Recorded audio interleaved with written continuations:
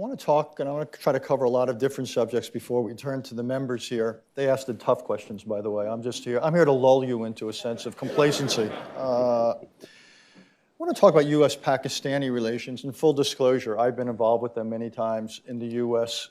Government, and each side has something of a narrative of frustration, even bitterness, with the other.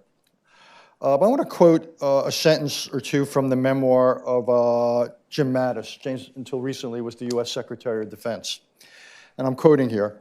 "Of all the countries I've dealt with, I consider Pakistan to be the most dangerous because of the radicalization of its society and the availability of nuclear weapons." James Mattis is a respected, temperate man.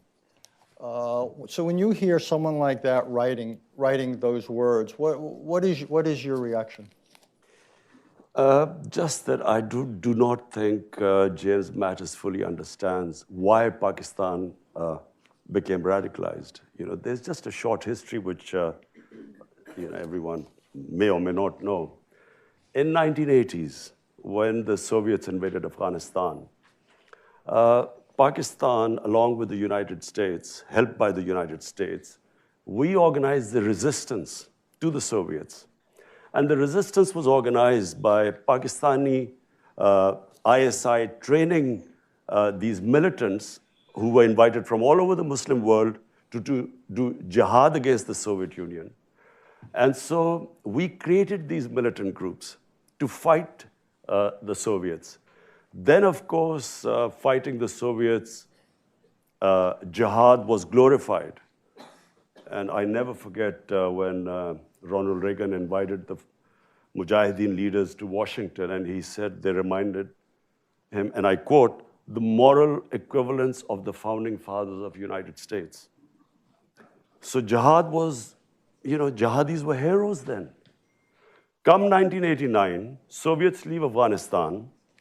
The United States packs up and leaves Pakistan with a lot of those who would have reminded Ronald Reagan of the moral equivalence of founding fathers, and we were left with these groups. And then comes 9/11, and Pakistan again joined the US in the war on terror, and now we are hard. But I said we had first trained these guys to fight jihad, and it was a great idea, and now we are telling the same groups it's terrorism. So we should at least have stayed neutral. Pakistan, by joining the US after 9/11, committed one of the biggest blunders. 70,000 Pakistanis died in this. We had, some say over 150 billion, some say 200 billion, some economists, Pakistanis. 200, the lessons learned now, I think the Pakistan government should not have pledged what they could not deliver.